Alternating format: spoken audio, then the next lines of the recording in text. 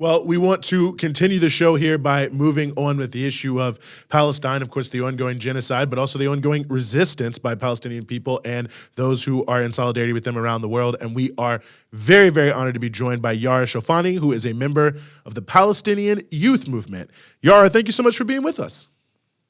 Thanks so much for having me on the show. Well, it's really a pleasure to have you here. We're roughly 90 days into the genocidal actions taking place in Gaza, also in the West Bank. And I guess my first question is really just about framing, because it feels like there's sort of two aspects to this. I mean, we're seeing these horrible scenes day in and day out, but on the same token, this massive genocidal force has not actually crushed the Palestinian people. So when you look at those sort of two things that, I don't know, in some ways almost feel like a little bit in contradiction, how do you frame where we are right now in the conflict? Yeah, I mean, I think that's exactly right.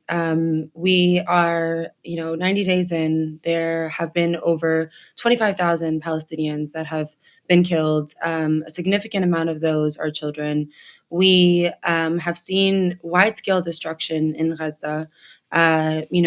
People have been, kicked out of their homes. Homes are being destroyed.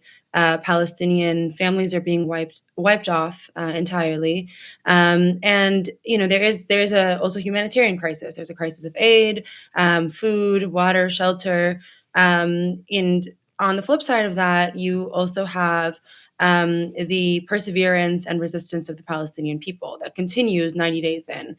Palestinians continue to be steadfast in their commitment, not only to remain in Gaza, but also to return to parts of Palestine. Many of the Palestinians who live in Gaza are actually refugees who were displaced into Gaza either in 1948 in the catastrophe, the Nakba, or 1967 in the years that followed. And so Palestinians are determined not only to remain in Gaza, but also to return to all of Palestine and to liberate Palestine. And I think what's really important here is that 90 days in, Israel has been unable to achieve its military objectives. Israel went into this war with two really specific military objectives. One was the destruction of Hamas, and the other was the return of hostages or prisoners of war. Israel has been unable to destroy Hamas. It is clear that the Palestinian resistance inside Gaza, not only Hamas, but other resistance factions, continue to operate and continue to resist against Israel's onslaught. And Israel has also been completely unable to release any hostages. In fact, the only hostages that were released were done through a prisoner exchange between Israel and the Palestinian resistance, which shows us the ineffectivity of Israel's military strategy. It's one thing that it was able to do in the context of prisoners of war was to kill 3 of its own hostages. And so really there has been a failure of Israel's military goals and strategy. And that's clear. The Palestinian resistance continues to push forward, amidst a massacre unlike anything we've ever really seen. And I think all of that is also happening while masses of people all across the world are building a mass movement in support of Palestinian national liberation that continues to apply pressure on Israel and also sets up a path for a revolutionary future for Palestine. And speaking of, 90 days into this, on top of the resistance in Palestine continuing to fight for survival, there also continues 90 days into this to be massive demonstrations all around the world. How do you see the importance and the efficacy of this movement 90 days in? I think it's been really remarkable and historic to see millions of people all across the world rising up in this moment. We have seen historic protests in the heart of U.S. empire, right? On November 4th, there was a historic march on Washington, D.C. But we have seen aside from singular large protests, a consistency in mobilization. We're now entering week 13, and week after week, everywhere across the world, and certainly in the heart of the US empire, in Canada, in Europe, people are mobilizing on a weekly level in large numbers, thousands, tens of thousands, and engaged in mass protest.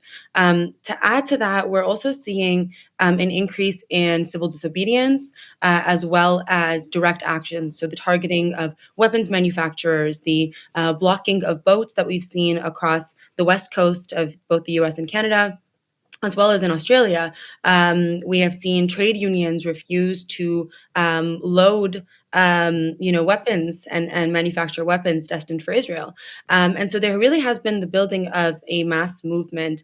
And I think, this mass movement is important for really a myriad of reasons, one of which is, of course, the fact that we have been able in the last, 13 weeks to really build mass support for Palestine. People are, learning in these last 13 weeks more about Palestine than they've ever learned in their lives. You are seeing people who are saying their lives will never be the same again after what they've been witnessing on their TVs and the movements that they've been joining across the world. But then there's also the pressure that these kinds of mobilizations are applying on administrations all across the world. So, just a couple of weeks ago, Benjamin Netanyahu basically was telling a group of local government officials that what they need from the United States, he said, are three things: munitions, munitions, and munitions. And he said that there are huge demonstrations in Western capitals, and he is concerned about how these demonstrations are going to impact Israel's need for munitions, right? So, you have top Israeli officials, including the prime minister, who are concerned about the mass movement that's being built across the world. And you have the Biden administration warning Netanyahu to say that while the U.S., of course, supports Israel, they don't know how much longer they can hold against the weight of global public opinion. And so we know that this mass movement is working. We know that it's applying pressure. And it's not only applying pressure in order to end Israel's current genocide, but we plan to be able to build on this mass movement in a long and sustained way, because we know that this is not the war of liberation. We know that liberation is a long struggle, but the Palestinian people are committed to liberation, and as must we, as the masses of the world, and certainly the global North needs to play a historic role in that.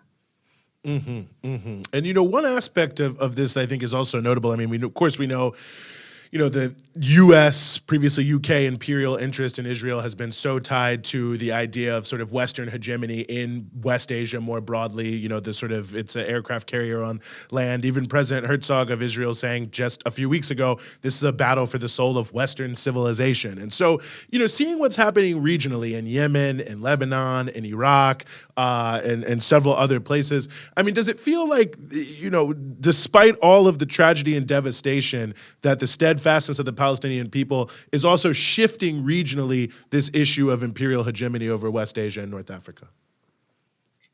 Yeah, absolutely. Look, I think, Lebanon joined or opened a front very early on in this war, right? They opened up the northern front. And Hezbollah did that through targeting of the Galilee settlements in particular, which it did in order to be able to draw a significant number, allegedly thousands of IOF soldiers away from Gaza into the north, right?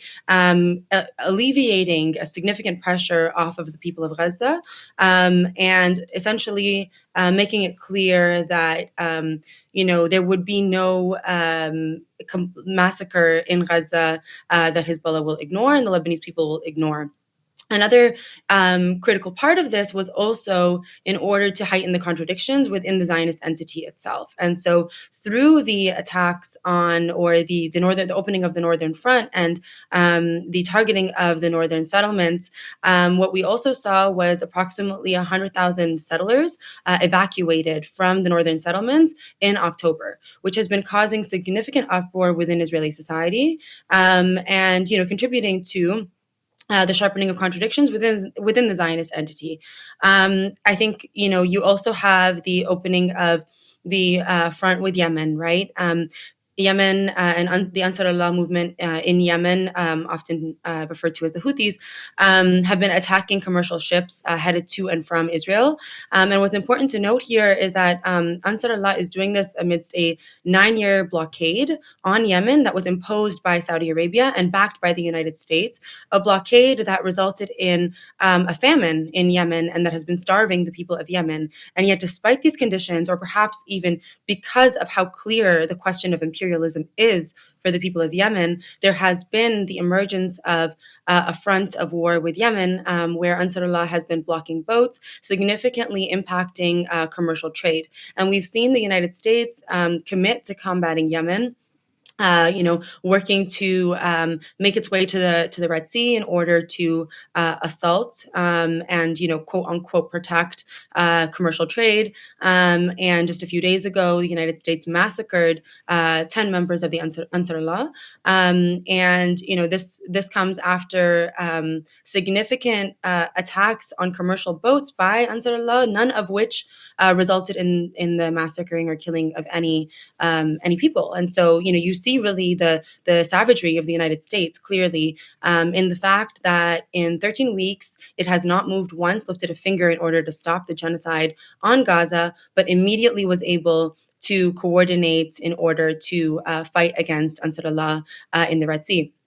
I think to add to that, you have what just took place 2 days ago, which was the assassination of Salah Haruri, who is in the leadership of Hamas. And really what we saw with this was, of course, a direct attack on Lebanon's sovereignty, right? The targeting of a residential neighborhood in Beirut in order to massacre Salah Haruri alongside 7 others. But then you also had, I think, this attempt by Israel to salvage in some ways the military failures that I had mentioned earlier, right? So the fact that it's not been able to achieve its military objectives, it's not been able to release any of the hostages, it's killed 3 of its own hostages.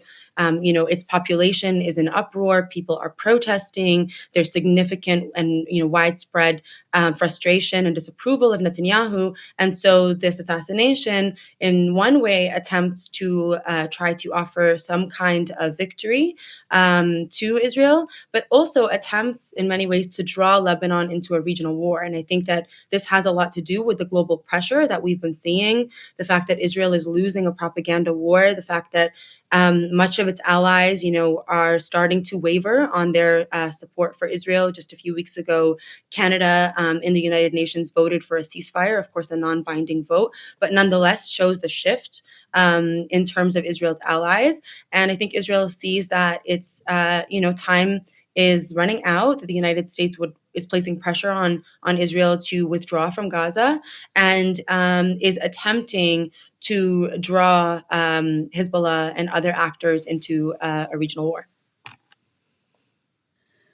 And then, there are a lot of discussions going on in various capitals as well about what the future of Palestine should be. I'm sure you've heard many of them. How realistic are these various schemes that we're hearing? Can a political reality simply be imposed on Palestinians from the very countries who are funding and arming their destruction? I think the irony of all of these political, solutions or attempt, quote unquote, solutions that Western nations, but also like academics have attempted to kind of theorize about, is that really Palestinians have made it clear that the only solution that we're interested in is the total liberation of Palestine from the river to the sea, the returning of Palestinians to the homeland. And Palestinians have repeatedly made it clear that their struggle is not a struggle that can be co-opted by imperialism or hijacked by Western imperialism, but is a struggle of national liberation that is explicitly against the U.S. empire and U.S.-led imperialism. And so, hearing these kinds of solutions, some of which are very clearly, you had, I think it was a Jerusalem Post just last week, basically advocating to relocate Palestinians into the Sinai. So you really have, some of these quote-unquote solutions, if we can call them that, are really just calls for, complete ethnic cleansing. You have some of the right-wing figures inside Israel's Knesset who are, saying that it's time to move the Palestinians to the Sinai or to relocate them into European nations.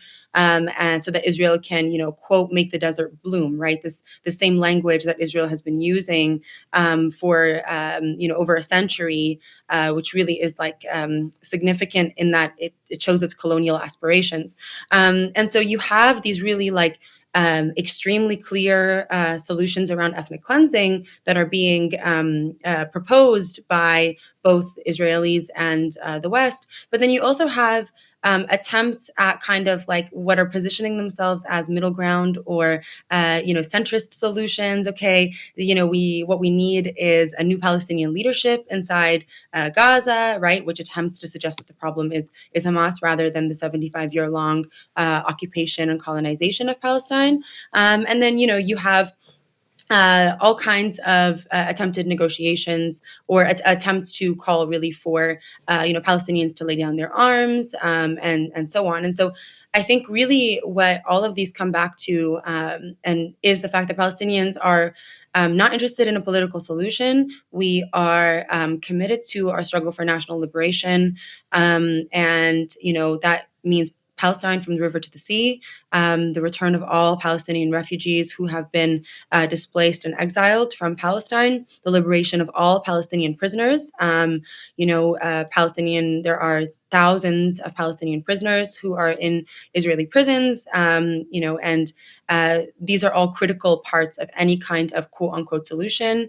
And really, it's been made clear, and Palestinians will continue to make it clear that this is a national liberation struggle, and it's one that will continue to be waged as it has been for the last 100 years. Mm-hmm. Well, Yara, before we let you go really quickly, I know the Palestinian Youth Movement, you're doing a lot of organizing, a lot of educating. How can people find PYM?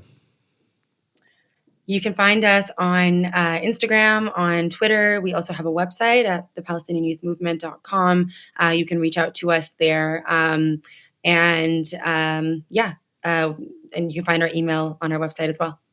Yes, well, I highly suggest anyone do it. Very powerful movement, the Palestinian Youth Movement. I would add, I think that the actions in Canada played a huge role in that shift there in the ceasefire. So hats off to you for all your organizing and work there north of us. Yara Shoufani, member of the Palestinian Youth Movement, thanks so much for some of your time here on the Freedom Side. Thanks for having me on.